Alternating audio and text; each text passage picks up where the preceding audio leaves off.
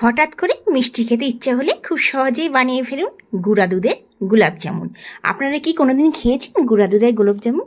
খোয়ার গোলাপ জামুন বানিয়েছেন, ময়দা কিংবা আটার বানিয়েছেন, কিংবা গুঁড়া দুধের শুধু গুঁড়া দুধ দিয়ে গোলাপ জামুন কি খেয়েছেন? অনেকের সমস্যা হয় এই গুঁড়া দুধের গোলাপ জামুন, অনেক সময় শক্ত হয়ে যায় মাখাটা ঠিক না হলে। দেখুন, মনে হচ্ছে যেন এর মধ্যে খোয়া দিয়ে আমরা গোলাপ জামুন বানিয়েছি। যতখানি স্পঞ্জি রসালো, একদম ভেতরটা দেখুন, শুধুমাত্র 1 ঘন্টা আমি রসে ডুবিয়ে রেখেছিলাম। খেতে দারুণ হয়েছে, একবার বানিয়ে দেখতে পারেন। আজ আমি বানাবো গুঁড়া দুধের মিনি গোলাপ জামুন, যা সহজেই আপনারা ঘরে বানিয়ে নিতে পারেন। হঠাৎ করে মিষ্টি খেতে ইচ্ছে হলে কিংবা লোকজন এলে আপনারা কিন্তু এই মিনি গোলাপ জামুনটা বানিয়ে নিতে পারেন। ঘরে যদি গুঁড়া দুধ থাকে আর কিছুই দরকার হবে না। দেখুন, দেখে বুঝতে পারছেন কি অসাধারণ হয়েছে। একবার অবশ্যই ঝটপট বানিয়ে ফেলতে পারেন। নমস্কার বন্ধুরা, বেঙ্গলি নাগরাতে আপনাদের সবাইকে স্বাগত। তা চলুন শুরু করা যাক। প্রথমে আমি 1 কাপ গুঁড়ো দুধ নিয়েছি। যে কোনো কোম্পানির আপনারা গুঁড়ো দুধ নিতে পারেন। আচ্ছা, 1 কাপ গুঁড়ো দুধ নিয়ে আপনারা 1 কাপের জায়গায় একটু বেশিও নিতে পারেন। আচ্ছা, এর মধ্যে আমি দেব ময়দা। ময়দা কিন্তু বেশি অ্যাড করবো না, আমি এর মধ্যে 2.5 চামচ ময়দা ইউজ করব। এর থেকে বেশি ইউজ করার দরকার নেই। যে চায়ের চামচ হয় সেই চায়ের চামচেরই 2.5 চামচ ইউজ করলাম। আচ্ছা, একটুখানি ভালো করে মেখে নিলাম। মাখিয়ে নিয়ে এরপরে একদম পিঞ্চ অফ দেব বেকিং সোডা, মানে খাওয়ার সোডা। বেকিং পাউডার কিন্তু অ্যাড করব না, বেকিং সোডা শুধু একটা পিঞ্চ। এবার তারপরে সব কিছু গুঁড়ো দুধ, ময়দা আর বেকিং সোডা সমস্ত ভালো করে মাখিয়ে নেব। তারপরে এর মধ্যে দেব ঘি। আমি এর মধ্যে 2 চামচ ঘি অ্যাড করব। অবশ্যই ঘিটা অ্যাড করবেন, তাহলে কিন্তু ভীষণ ভেতরটা নরম হবে। অনেকেই ঘি হয়তো অ্যাড করে না, কিন্তু অবশ্যই ঘি করবেন। আচ্ছা, ঘিয়ের জায়গায় আপনারা চাইলে একটুখানি, যদি ঘি না থাকে আপনারা রিফাইন অয়েল অ্যাড করতে পারেন। আচ্ছা, ভালো করে একটুখানি মেখে নেব। এরপর এর মধ্যে আমি দুধ অ্যাড করব। অবশ্যই গোলাপ জামুনগুলোতে দুধ অ্যাড করবেন, একদমই কোনো জল ইউজ করবেন না। আর দুধটা কিন্তু একদম নর্মাল টেম্পারেচারে হওয়া দরকার, ফ্রিজের দুধ কিংবা গরম দুধ একদমই না। যদি হয় আপনাদের কাছে যদি সময় থাকে একটু গুনগুনা দুধও ইউজ করতে পারেন। আমি তো নর্মাল টেম্পারেচারে থাকা দুধ ইউজ করছি। আচ্ছা, দুধটা কিন্তু অল্প অল্প করে আমরা ঢালবো। আর এইটা একটু নরম ডোটা বানাবো। গুঁড়ো দুধ আছে, গুঁড়ো দুধ কী হয়েছে, কিছুক্ষণ রাখার পরে এটা কিন্তু একটু শক্ত হয়ে যায়।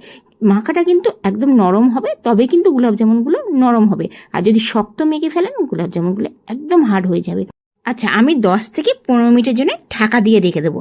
আমার মাখাটা দেখলেন নরম হয়েছে, কোনো অসুবিধা নেই, চিন্তা করবেন না। একটু যদি বেশি নরম হয়ে যায় কোনো অসুবিধা হবে না। আর যদি দেখেন অনেকটাই বেশি নরম হয়ে গেছে, তাহলে কিন্তু ময়দা ইউজ করে দেবেন। তো এটা জল, মানে দুধটা যে দেবেন একটু কিন্তু বুঝে অবশ্যই দিতে হবে।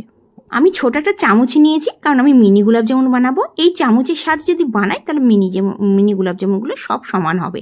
একটা চামচ নিয়ে নেওয়ার পর চামচ দিয়ে কেটে নিই, আর এটা হাতের সাহায্যে আমি এটা গোল গোল বানিয়ে নেবো। আচ্ছা, হাতে কিন্তু অবশ্যই একটু ঘি লাগিয়ে নেবেন, তাহলে কিন্তু এই গোলাপ জামুনগুলো একদম মসৃণ হবে, ফাটল হবে না। কারণ যখন ভাজা হবে তাহলে কিন্তু ফাটল হলে দেখতে কিন্তু একদমই ভালো লাগবে না।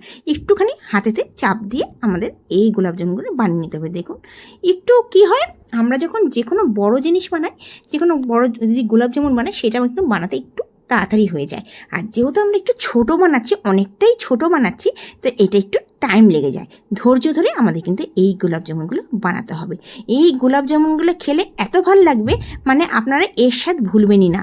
ঘরে যে এত সুন্দরভাবে তৈরি হয় আর কেউ ভাবতেই পারবে না বিনা খোয়াতে এই গোলাপ জামুনটা বানাচ্ছি শুধুমাত্র 1 কাপ গুঁড়ো দুধ দিয়ে। 25 থেকে 30টা গোলাপ জামুন হয়। আপনারা ছোট সাইজ দিলে 30টার মতন হবে, 25 থেকে 30টা। একটু মিডিয়াম সাইজ দিলে তাহলে কিন্তু 20 থেকে 25টা হবে।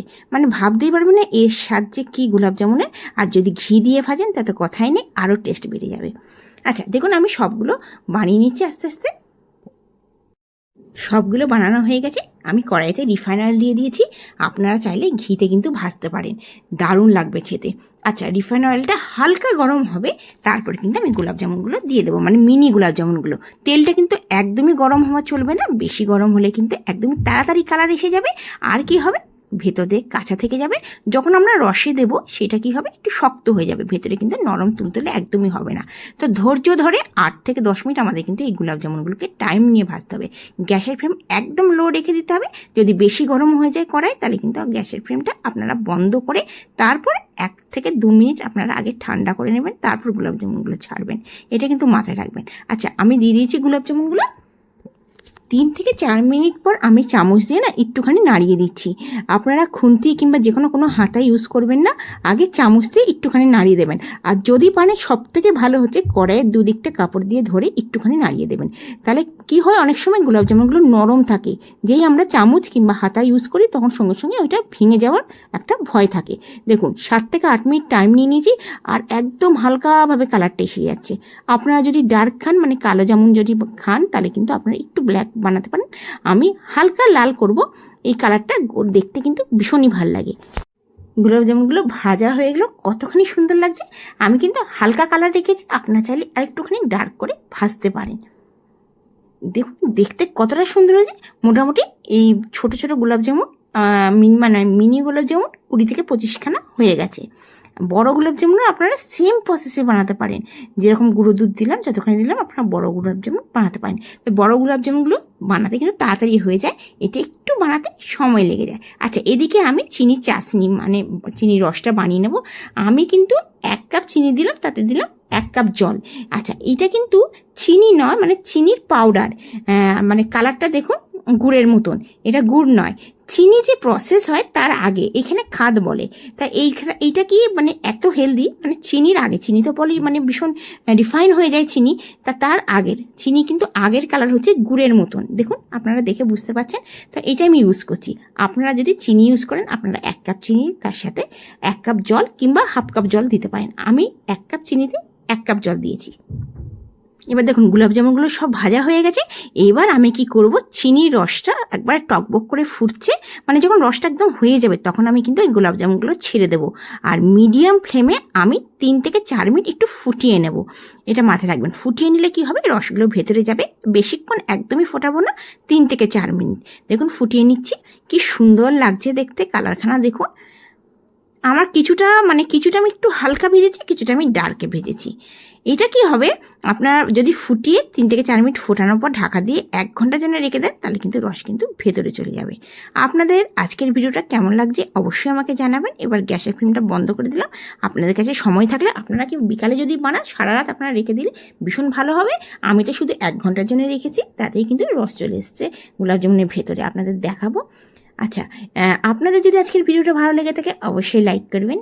যেমনি করে আমি বানিয়েছি তেমনি করে বানিয়ে কমেন্টসে জানাবেন ভালো হয়েছে কিনা, পারফেক্ট লেগেছে কিনা। খেতে কিন্তু দারুণ, এর স্বাদ কিন্তু আপনারা একদমই ভুলবেন না। এই শুধুমাত্র পাউডার দুধ দিয়ে, যদি কখনো হঠাৎ করে লোকজন এলো, আপনার ঘরে যদি দুধ থাকে আর চিনি থাকে, আপনারা ফটাফট এটা বানিয়ে নিতে পারবেন। বাঙালিদের ঘরে তো চিনি আর দুধ তো সবসময়ই থাকে চায়ের জন্য। আপনারা কিন্তু খুব সহজেই, কখনো মিষ্টি খেতে ইচ্ছে হলো, আপনারা কিন্তু চটজলদি বানিয়ে নিতে পারেন। দেখুন কতখানি রস ভেতরে চলে গেছে। আমি কিন্তু শুধুমাত্র 1 ঘন্টার জন্য রেখেছিলাম, আর 4 থেকে 5 মিনিটের জন্য ফুটিয়েছিলাম মিডিয়াম ফ্লেমে, তাতেই কিন্তু হয়ে গেছে। এবার আপনাদের ছুরি দিয়ে কেটে দেখাবো যে কতখানি স্পঞ্জি হয়েছে। মানে এটা খেলে বুঝতেই পারবেন না যে ঘরে তৈরি, এত ভাল লাগে খেতে। কখনো আপনারা লোকজন এলো, আপনারা চটজলদি এই রেসিপিটা বানিয়ে নিতে পারেন। দেখুন ভেতরটা দেখুন, দেখাচ্ছি, দেখুন কতখানি জালিদার হয়েছে এই গোলাপ জামুনগুলো। একবার বানিয়ে দেখুন, একবার বানালে এর স্বাদ কখনো ভুলবেন না। দেখুন আপনাদের দেখাচ্ছি। আচ্ছা, ভেতরের কালারটা দেখুন একটু লালচে এসছে, কারণ যেহেতু চিনির কালারটা ছিল লাল, মানে গুড়ের মতন মনে হচ্ছে না গুড়ের জলেতে আমরা এটা ডুবিয়েছি। আমি গুড়েরতে নয়, আমি চিনির জলেতেই ডুবিয়েছি। দেখুন আবার আরেকটা কেটে দেখবো, সবগুলো একদম সমান হচ্ছে, মানে সবগুলোর ভেতরেই রস ঢুকেছে। আরেকটা আপনাদের কেটে দেখাবো, দেখুন কি দারুণ হয়েছে। একবার অবশ্যই বানিয়ে দেখুন, কতখানি জালিদার হয়েছে। একবার অবশ্যই বানিয়ে দেবেন। ভীষণ নরম তুলতুলে একদম, দেখুন ভেতর পর্যন্ত রস চলে যাচ্ছে। দেখুন দেখুন, সেম প্রসেসে আপনারা বড় গোলাপ জামুনও বানাতে পারেন। আপনাদের ভিডিওগুলো কেমন লাগছে আমাকে অবশ্যই জানাবেন। যদি ভালো লেগে থাকে সাবস্ক্রাইব করে আমার পাশে অবশ্যই থাকবেন। আপনারা ভালো থাকবেন, সুস্থ থাকবেন, এই কামনা করে আজকে ভিডিওটা শেষ করছি। আবার আসবো নতুন দিনে নতুন ভিডিও নিয়ে। দেখুন আমি ছুরি দিয়ে আরেকটা কেটে নিলাম, মানে 3 নম্বরে গোলাপ জামুন। দেখুন এইটারও দেখুন সেম, দেখুন ভেতর পর্যন্ত রস গেছে। আপনাদের আমার ভিডিওটা কেমন লাগছে আমাকে অবশ্যই জানাবেন। যদি ভালো লেগে থাকে অবশ্যই লাইক করবেন। দেখুন দেখেছেন কতখানি জালিদার, কতখানি সফট, একদম ভেতর পর্যন্ত রস গেছে প্রত্যেকটা, এমন নয় একটা দুটো না, প্রত্যেকটা। আর নরমও ভীষণ হয়েছে দেখুন। আর এইটা যদি আপনারা সারা রাত 4-5 ঘন্টা যদি রেখে দেন না, আরও নরম হয়ে যাবে, নরম